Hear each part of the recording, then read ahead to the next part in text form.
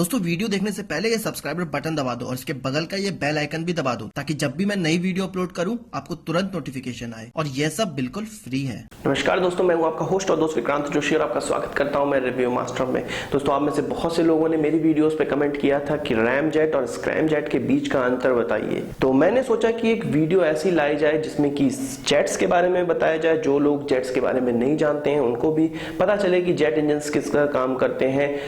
उसमें turbo jet क्या होते हैं इनके बारे में बताऊं और टर्बो जेट कितने प्रकार के होते हैं यह भी मैं बताऊं, और साथ ही साथ रैम जेट और स्क्रैम जेट किस प्रकार काम करते हैं, इनके बीच का क्या अंतर होता है, यह चीज भी आपको एक पूरे वीडियो में बनाकर दे दूं। तो इस वीडियो में हम जानने की कोशिश करेंगे कि जेट इंजन क्या होते हैं, टर्बो जेट क्या होते हैं, वो कितने प्रकार के होते हैं, रैम जेट क्या होते हैं और स्क्रैम जेट क्या होते हैं और इनके बीच का क्या अंतर होता है।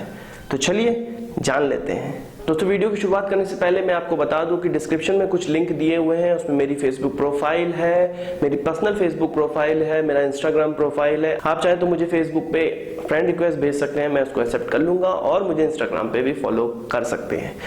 अब शुरू करते हैं अपनी वीडियो का।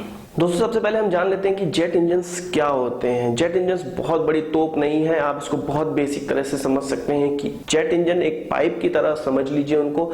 आगे का सिरा थोड़ा सा चौड़ा होगा, बीच का सिरा थोड़ा सा पतला होगा और लास्ट का सिरा भी थोड़ा सा चौड़ा होगा। सबसे पहले आगे वाले में इनलेट होगा, यहां से एयर अंदर की ओर आएगी। बीच में कहीं पे कंप्रेसर लगा होगा जो कि एयर को कंप्रेस करेगा ताकि उसकी स्पीड थोड़ी बढ़ जाए। जिस प्रकार से हम पिचकारी मारते हैं, पीछे का सिरा मोटा होता है, आगे का सिरा पतला होता है, दबाव देने पे दूर तक पानी जाता है। उसी प्रकार कुछ कंप्रेसर भी काम करता है, वो हवा को थोड़ी तेजी से कंबस्टन चैम्बर की ओर भेजता है। वहां पर फ्यूल को जलाया जाता है। फ्यूल को जलाने से इस कंप्रेस्ड एयर में भी एक्सपेंशन होता है और वह नोजल की तरफ से बाहर निकलती है और एक थ्रस्ट पैदा करती है जिससे कि पूरा का पूरा इंजन आगे बढ़ पाता है।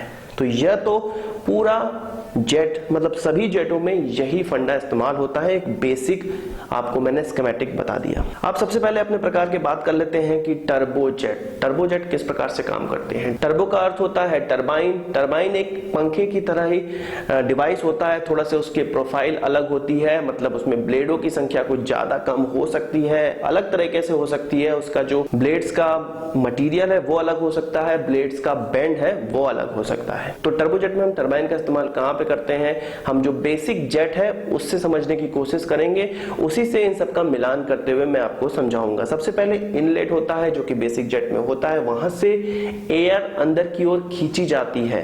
वो किस प्रकार से खींची जाती है, टरबाइन के द्वारा। जिस प्रकार हमारा पंखा होता है वो चलता है और पीछे की हवा आगे की ओर फेंकता है, उसी तरह से टरबाइन भी आगे की तरफ से एयर को सक करके अंदर की ओर लेते जाता है। और अंदर अलग अलग तरीके की टरबाइन लगी होती है जिनमें कि कुछ ब्लेडों की आकृति इस प्रकार से होती है कि वो एयर को अंदर ही कंप्रेस कर देती हैं और बाहर निकलने की आज्ञा नहीं देती है। उसके बाद होता है कंबशन चैम्बर, जिसमें कि प्रेशराइज्ड एयर जो कि हमारी कंप्रेस्ड एयर थी वह जाती है और वह जलती है। उसके बाद वह पीछे से निकलती है और वहां भी कुछ टरबाइंस लगी होती हैं जो कि गैस टरबाइन की तरह काम करती हैं।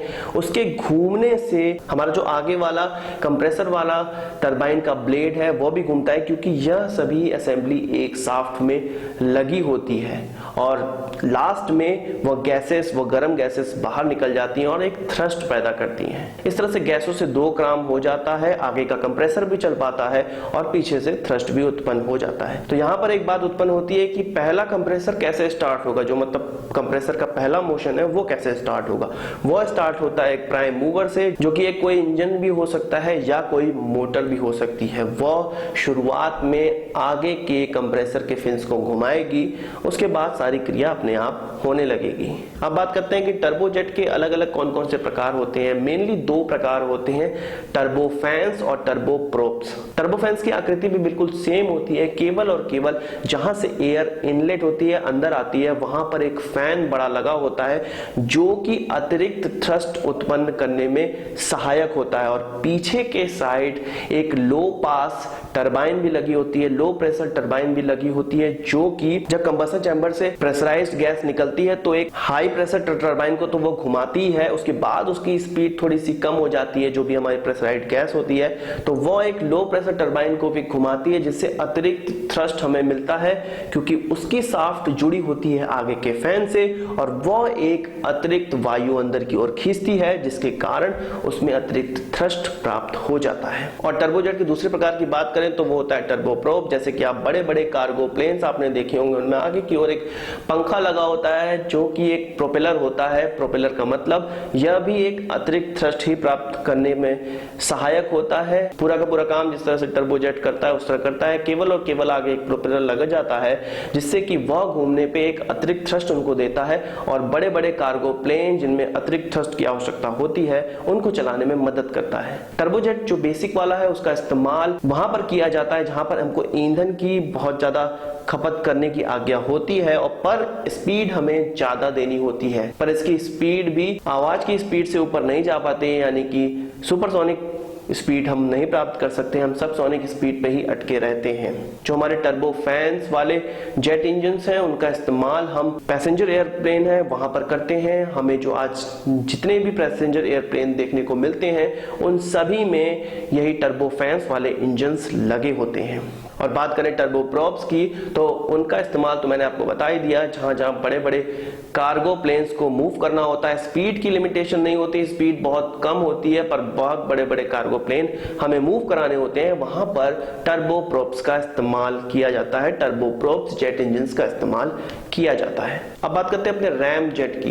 रैम जेट के लिए सबसे पहले मैं ये बता दूं कि यह इंजन किसी भी चीज को जीरो स्पीड से आगे नहीं ले जा सकता। जब किसी एयरक्राफ्ट में स्पीड आ जाती है तब इन इंजन्स का इस्तेमाल किया जाता है। यह उस एयरक्राफ्ट की जीरो स्पीड से आगे उसको नहीं बढ़ा सकते हैं, क्योंकि इसका बेसिक फंडा ही इस तरह से बना हुआ है कि इसमें कोई मूविंग पार्ट नहीं होता है। जब कोई एयरक्राफ्ट तेजी से चलने लगता है तो इसके इनलेट में स्पीड के कारण एयर इन होती है और इसके सामने लगा ब्लॉक उस एयर को एक नैरो स्पेस से गुजरने पे मजबूर करता है और तब जाके वो कंबसन चैम्बर में पहुंचती है और कंबसन चैम्बर में वही होता है, वो उसको जलाती है और पीछे की ओर नोजल से थ्रस्ट पैदा करते हुए यह सारी एयर निकल जाती है और जेट इंजन आगे बढ़ पाते हैं। तो यदि यह इंजन मोशन में नहीं रहेंगे तो इसके अंदर एयर नहीं जा पाएगी, वो कंप्रेस नहीं हो पाएगी और किसी भी प्रकार से कोई भी थ्रस्ट उत्पन्न नहीं हो पाएगा। जब एयर इसमें घुसती है तो ब्लॉक जो लगा हुआ है उससे जो कंप्रेशन होता है वो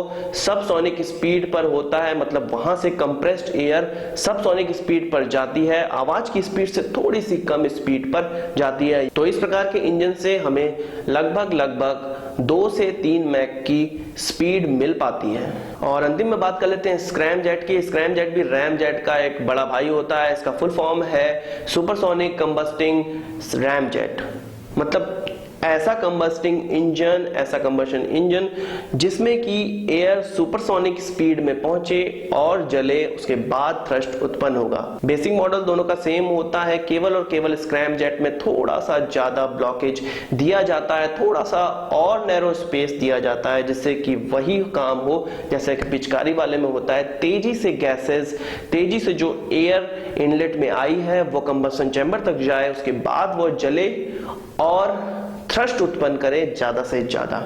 तो इन रैम जेट और स्क्रैम जेट में अंतर क्या होता है, मतलब क्यों इस तरह से चीजों को अलग अलग डिवाइड किया गया है। ऐसी जगह है जहां पर हमें स्पीड की कम आवश्यकता होती है पर हमें फ्यूल की थोड़ी सी किल्लत होती है, हमें फ्यूल एफिशिएंसी दिखानी होती है, वहां रैम जेट का इस्तेमाल किया जाता है। और जहां पर स्पीड तेज चाहिए, फ्यूल की कोई दिक्कत नहीं है, वहां स्क्रैम जेट का इस्तेमाल किया जाता है। इस तरह की चीजें हम एयरक्राफ्ट में भी देखने को मिलती हैं, मिसाइल्स में भी देखने को मिलती हैं। सो ये थे तीनों प्रकार के जेट इंजन। सबसे पहला इंजन हम वहां पर इस्तेमाल करते हैं जहां पर हमें बड़े बड़े प्लेनों को ले जाना होता है, अपने कार्गो प्लेन को ले जाना होता है, अपने मिलिट्री प्लेन्स को ले जाना होता है और अपने पैसेंजर प्लेन्स को ले जाना होता है। दूसरा वाला जेट इंजन जो कि रैम जेट है उसका इस्तेमाल किया जाता है मिसाइल्स में या ऐसे सबसोनिक नहीं कह सकते हैं आप, 2 या 1 मैक की आवाज पर चलने वाले जो प्लेन्स हैं उनमें किया जाता है, और जो तीसरा स्क्रैम जेट है वो 3 से 4 मैक यानी कि 3 से 4 गुने आवाज की स्पीड पे चलने वाले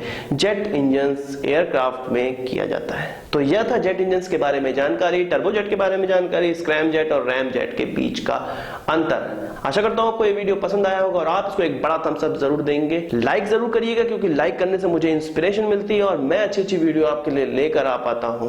इस वीडियो से संबंधित कोई सवाल या सुझाव हो तो उसको कमेंट बॉक्स में जरूर लाइएगा, और यदि आपने हमारा चैनल अभी तक सब्सक्राइब नहीं किया है तो उसे भी कर लीजिए क्योंकि हम इस प्रकार की वीडियोस लाते रहते हैं, और लिंक जो मैंने डिस्क्रिप्शन में दिए हुए हैं उनको चेक करना ना भूलें। नमस्कार, थैंक यू।